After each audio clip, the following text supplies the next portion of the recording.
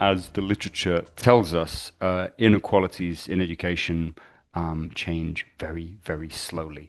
And there's a term called persistent inequality, where, whatever you do to try and change inequality in education, there's some other form of inequality that comes in its place, which is a very frustrating thing that happens. And I think anyone involved in this area is aware that it's important to make steps, but it's a slow, unfortunately, process. There's very few revolutions in terms of massive changes that happened. Explaining inequality and what leads to inequalities in education is extremely complex and intertwined, and it's very difficult to find easy policy solutions. And most crucially, our reflection in our work has been a lot of this work, if we're talking about higher education, is about inequalities that have happened much earlier in education. So obviously in high school or secondary school, but primary school as well, and then back to, did you have an opportunity to have early childhood education and care as a child, or you didn't? And so we realized that we cannot just continue just working on this topic at a higher education level. We have to look at the entire lifespan of education inequalities to try and make early interventions to prevent these from happening. And that's why we developed this idea to have a lifelong learning for all network.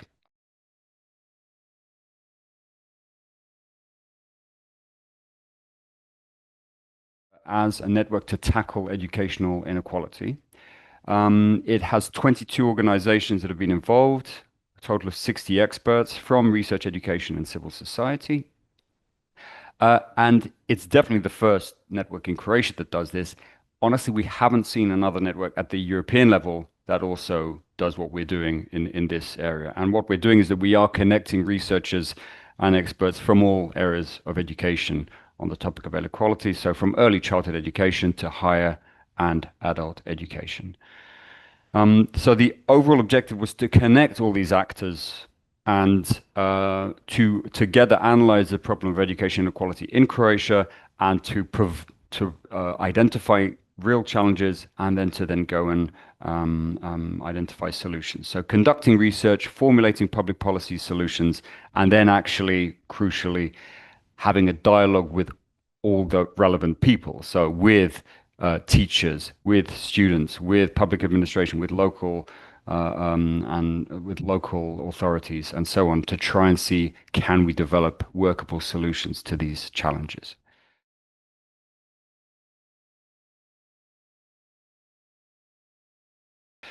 So let's talk about some of the key findings. So in early childhood and primary education, the key finding was that educators report a strong need for support and training to work effectively with disadvantaged learners. So they know that there's a huge range of different inequalities. They identify what kind of groups they find it hardest to work with, and but they say that we're not receiving the support and training to know how to work with these kids, and how to ensure that we that through our professional development we can actually gain the competencies to deal with this effectively. In secondary education, this was there hasn't been so much research here about the types of inequalities, so this was really identifying what kinds of inequalities come up, and with disadvantaged students consistently reporting low sense of well-being, engagement, and self-efficacy, and with teachers confirming that they see these same challenges happening with the different kinds of disadvantage that we see in secondary education. 3-year vocational students were reported as particularly negative school experiences, and we know that they are then further disadvantaged by not being able to directly access higher education. In higher education, for the first time, we got data, kind of more reliable data. It was the most reliable data we've had so far on what's happening in terms of dropout in Croatia, with the result that up to 45% of students don't complete the program they initially enroll in, and 20% drop out completely of higher education. And that makes, according to this study, Croatia one of the highest, one of the higher dropout rate countries in Europe. The qualitative study we did shows that dropout is linked to a very complex mix of factors, including motivation, health, finances, employment, but we're going to have a conversation about this a bit later so we can dive into that a bit deeper. And what we've learned in adult education is that inequality exists in all EU countries. There's no doubt about it when accessing adult education, so further training and education throughout your life. But the inequalities in Croatia are more pronounced than at the EU level, with the groups facing a range of different barriers in accessing adult education opportunities.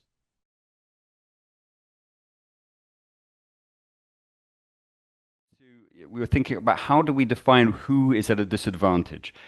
And what we realized, and again, applying equally to all levels of education, is that we urge through our work to reframe this concept of disadvantage. Now, in Croatia, and I'm sure in most other countries, policies and debates about equity and inclusion, they focus on some kind of, the most vulnerable social groups. So it's poverty, disability, and in Croatia specifically, the Roma national minority. You don't get much other. I don't want to be overly critical about this. There are other groups that come up in some discussions, but these are the top three that kind of constantly come up, and there's not often not a sense that my disadvantage goes outside of this. And we realized through our work that the disadvantages are so varied and so deep in a very range of different ways that we have to define it much more broadly as any group that is at greater risk of unequal access or lower well-being or lower achievement due to circumstances that are outside their control has to be considered as a disadvantaged group. And what we did, it's not a definitive list, even this, but it was, again, a way of categorizing some of the types of disadvantage that come up. And again, emphasizing that it's not definitive, I think this can help people who will be working on the topics of equity and inclusion to understand the different kinds of inequality that come up.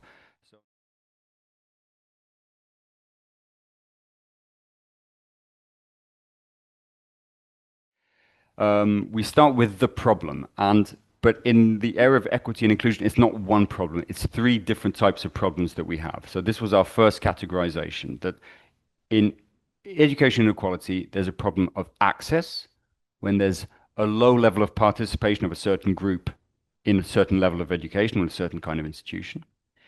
Then there's what happens once you're in the system. And then we call that well-being. Sometimes in other frameworks, you might be called participation. We chose the concept of well-being, which is how are you, what happens when you're in the system? Do you feel like you belong to that system? Do you participate in all activities?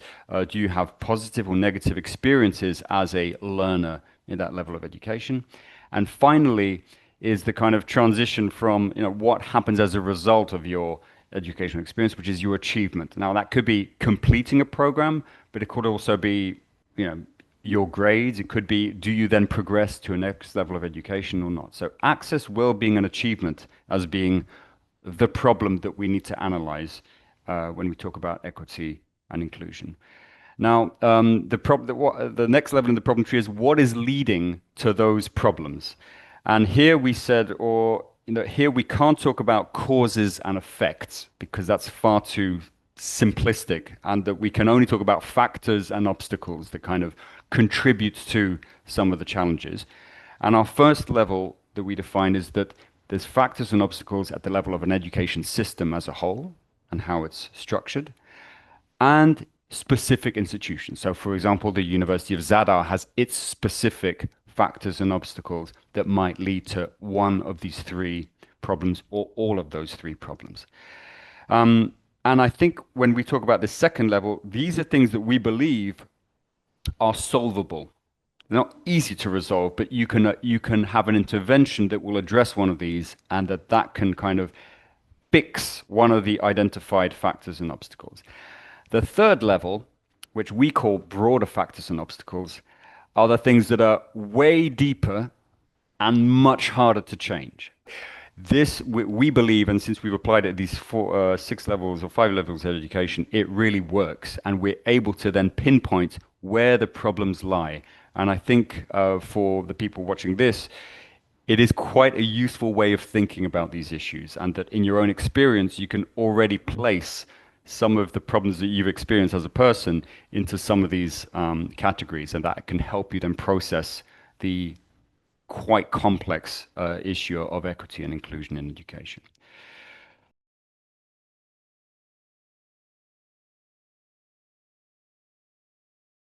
So if we're looking just at this first level of what are the key problems in the Croatian system in terms of access, well-being, and achievement, access, well, there's still, Croatia is still struggling with a low attainment rate of higher education compared to the EU average. It's getting better progressively, but it's still something that Croatia needs to work on. Croatia has identified through a range of research groups that are underrepresented in higher education and that should and that require additional support for access.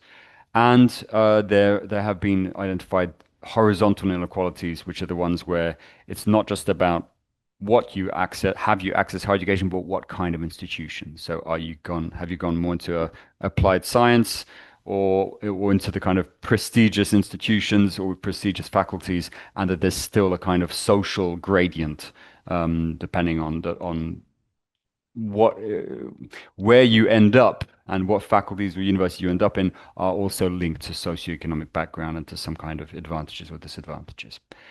In terms of well-being, we have identified groups of students that have more challenging study circumstances. So some students pay fees, some do not. Part-time students have a range of different challenges and can't access certain types of support. Working students, students in expensive accommodation, students who have to commute to higher education. Working students, a topic we might also come back to, that there's a lot of working students in Croatia and they are more exposed to negative study experiences. And a range of other students have reported challenges in their higher education experiences. And finally, I already mentioned that the dropout rate in Croatia being a problem. Disadvantaged groups are at higher risk of dropout. And then there's a problem of differentiation on the labor market depending on what faculty you have completed, which is also a form of inequality.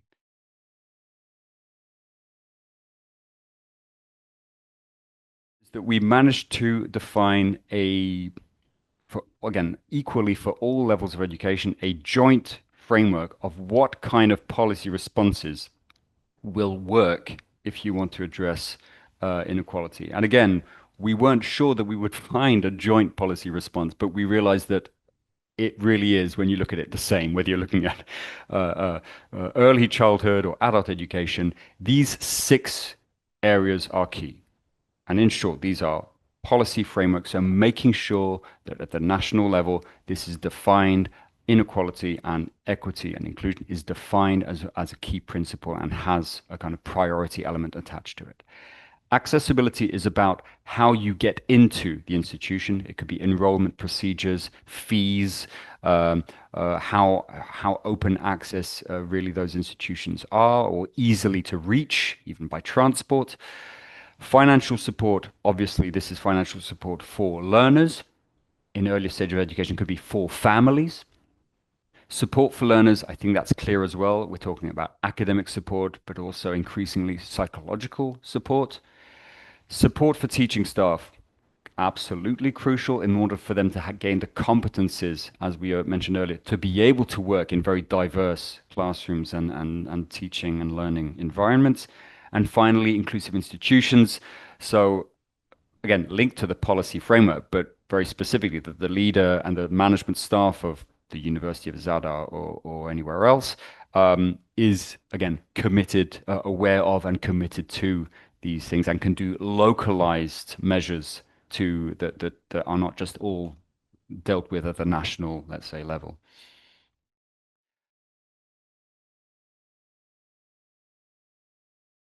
Thank you, Thomas. You mentioned that you had a lot of roundtables and a lot of activities throughout your network, and I definitely agree with you that these should count as policy impacts. Yeah. It's not only a tool to go somewhere.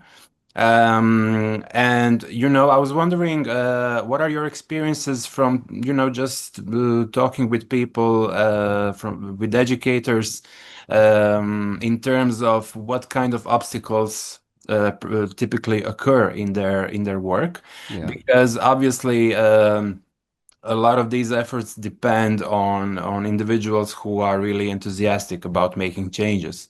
Mm. And we have the same situation here at University of Zadar. Yeah. And as we talked with them, many of them express how it seems very complicated to go on, how the changes Mm. are really slow, and so on. So I was wondering if you could share some of the examples of these obstacles that educators meet, and then, of course, how to encourage them, how to, Yeah. give them support, and what to show them that even though, as you mentioned in the beginning of your presentation, even though the progress is slow, it still is progress, right? Yeah, I mean the obstacles are almost innumerable. I mean there's a huge amount of obstacles, and that's what comes out of those conversations. It started with the focus groups that we organized at the beginning for each level of Mm, education, and you open that conversation and everything comes out, and it's from the fact that teachers don't believe that it's important to kind of be inclusive towards children. People think that the people that are not just they're being lazy, they're not trying hard enough. And then there's kind of structural things like, well, how can a student from a 3-year vocational school even access higher education? We have problems there. Um, so all of these things come out, and so what's very clear very quickly is that the amount of problems and the complexity of those is kind of overwhelming, which reflects what you were saying, right? That this people feel like, how can I change any of this?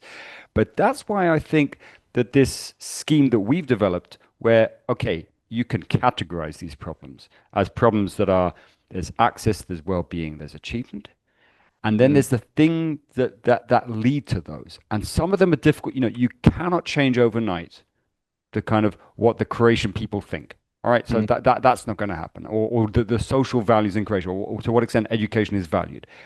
But but then let's just accept that we're not going to change that. But there are things then that we can change in our mm, institutions at the national level if there's a kind of conducive policy environment in our own views, in our own actions, and I think it's that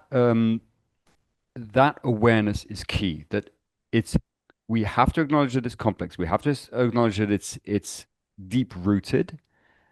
But as soon as we kind of like sift, filter mm, out what those problems are, and we see, but what are the things that I can change in myself or in my institution or in my department, or that I can arrange with my colleagues that we agree that if someone is a working student, that we can be flexible about these and those things in these and those ways, or that if I'm doing assessments of a person with these and those characteristics, that I can go about the assessment in this and that way, which in a way that's still fair, but and it's about learning outcomes, but it's still a fair way to do assessment. mm, Then these are the things that you can do. One other thing that I heard from one of the discussions, but this was internationally about a professor in Dublin was telling me. He said that he went to a workshop where they were explaining him the plus one approach to universal design, and I was like, well, what does that mean? And he said, well, what it is the acknowledgement that you cannot revolutionize and transform your entire teaching overnight. Like you can't expect teachers and staff to just completely transform everything and throw everything they've done for the last 20 years or 10 years in the bin. But you have to acknowledge that it's a gradual approach. And the plus one is saying, what's the one thing that I could change now that would make my teaching, mm, a bit more inclusive. So mm, maybe it's providing videos with like captioning, and then and there's a method of like identifying what are the problems that students have, and what's one thing that I could do that could slightly improve that. And I mm. think that's also a helpful thing. It's saying it's difficult to transform these things overnight, but there are interventions that we can make individually or institutionally that will at least offset one or two of those obstacles. Yeah, definitely. And I'm glad you mentioned the plus one principle. This is something we also included in our idea Okay, great. tools, yeah, for other institutions. And I think I agree with you. This is really a good beginning, you know. Mm, It's not about changing everything overnight. yeah, Just starting at the first point where you can make an impact, however small it seems at the exactly, moment. exactly. Because what the research that was done in this project, which was done by the Institute for Social Research in Zagreb, it was talking to people who dropped out. So Mm, it was interviews with 24. So it's a qualitative study, interviews with people who dropped out, and to try and filter out what were the reasons that led to this. And sadly, it's not very simple. So it's a range of different factors. So, and the main ones were motivational ones. So simply, I just lost the kind of, I lost the interest to study. I wasn't interested in what was being done. There were mental health ones, health and mental health ones, and then work as well. Now, there were also others, but those were the three main ones. Others were about self-efficacy and the lack of discipline and feeling skills to study, financial reasons and stresses, social reasons in terms of not feeling like you belong to a certain institution, and then organizational ones of how to get to your institution and so on. So, and a lot of those were intertwined as well. So, to to to solve the problem of dropping out, again, no simple solutions, but one thing that came out of this study, despite the fact that there was lots of different factors that were influencing, my decision to drop out, is that one thing that was common to almost everyone who was answering is saying the university wasn't really like we didn't perceive them as a factor. Like no one asked me how I mm, was. No one tried to stop me from dropping out. No one mm, asked me if I needed any help. I didn't think of asking them because who would I ask? Um, and there wasn't really any kind of support. So, mm. in that sense, but they weren't even angry. They weren't even angry about it. They were just like, oh no, like I mean, why would I ask them? Like it's my fault. It was like it was kind of seeing dropping out as my decision, my responsibility, my lack of this, my lack of that, my wish to do this, without seeing the university as a factor at all. So a clear response to that is a university seeing its students as and those who especially who are at risk of dropping out and those who are working as people we need to reach out to on time to see, look, how are you? Is there anything that we can do? Are you thinking of are you finding this difficult, or do you need extra time? Is there anything that we can do to support you? So that's definitely, I think, the direction in which to go.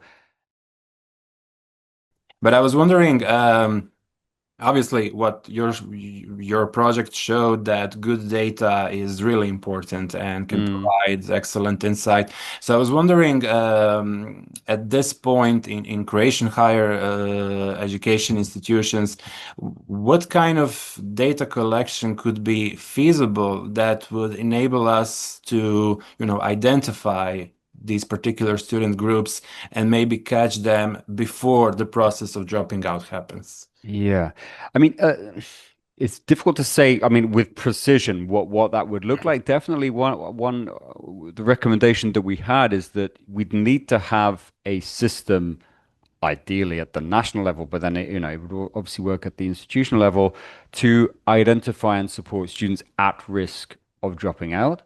Now, you'd Mm, need to develop a kind of methodology of exactly what you'd be looking for and how to find that. But it would be some kind of form of administrative tracking a student's, as you said, trajectory mm, and kind of having some red flags of saying, okay, attendance is kind of falling below a certain level, or kind of not, progression according to the number of ECTS is slower than this, and to then at some points have kind of almost standardized kind of communication towards the student. Now, from whom to whom, I don't know. Would it be an office? Would it be from teaching staff?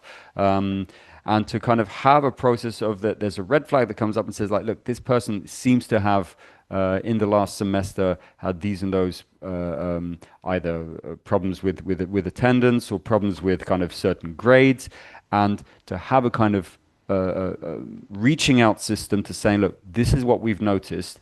Would you need to talk about any of these issues? Do you want us to guide you into some of these, options that you have? I mean, maybe it is better for you to pause for like a semester if you need to deal with certain health or other, or these, to kind of have a discussion, talk openly about the possible trajectories that they can go in. So, so that would imply some kind of administrative and IT kind of, solution, and some form of institutional, let's say, communication system, whether Mm. it's, from an office for students or student support, or from directly from teaching staff that can then track the kind of that process.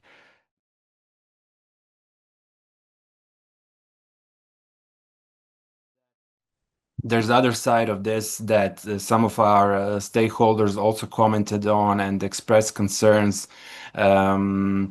regarding, I would say they're feeling wary of policy changes moving towards an increase in their individual responsibilities.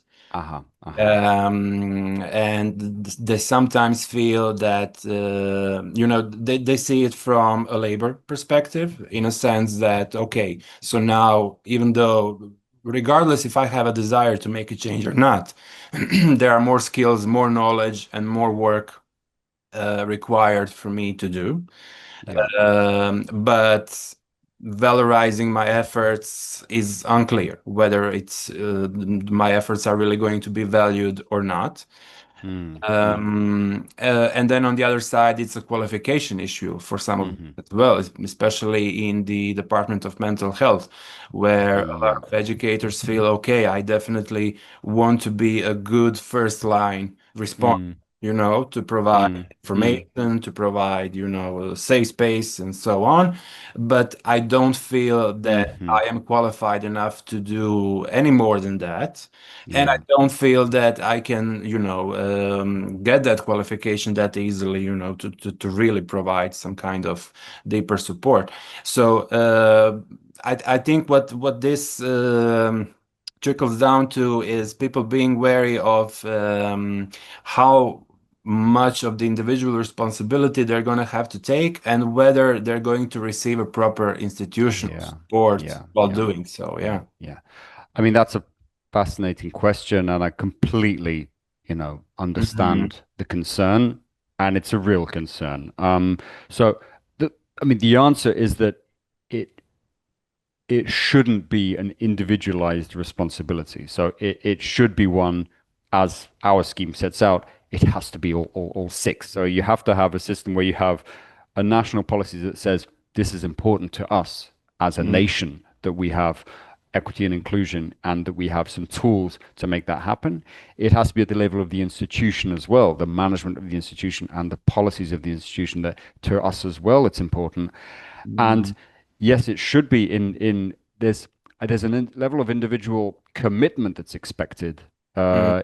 If that's the case, that there's a kind of national and kind of institutional support for this, that there is an expectation that an individual teacher should engage themselves and be and carry out some actions that can help this, that through the plus one principle or through else. But then again, there's an understanding in our framework that yes, but you need to get training to do that. Yeah. Um, so definitely, I think that the ideal case is one in which it's not an individualized responsibility of the teacher. It's a kind of collective responsibility of the system, institution, teaching staff to try and tackle what is a very difficult problem. Mhm. Um, in the absence of if there's a current absence of that holistic framework, which I think in Croatia it's emerging. We see that there's a national Mhm. one. Whether it's really trickled down to the level of the university, maybe it depends on the university, and how that reflects in departments would also be quite context specific. But if teaching staff feel that there's a lack of kind of that kind of framework to help them to do this, then the other thing that can really play a key role is, I mean, in the way what you're doing in your project, this communities of practice, so actually having a discussion with others within your department, university, saying, I don't know what to do if a student with disability comes and says, I don't know how to do this. So how are we, and you kind of work through the dilemmas and the fears that you have with a community that can then help you design responses to those challenges. So that kind of bottom up, in the absence of a good top-down framework and support, or if it's still emerging, then having what you're setting up now, which is a community of people that can then discuss these together and develop joint solutions, that's really the best we can, the best approach, I Yeah. would say.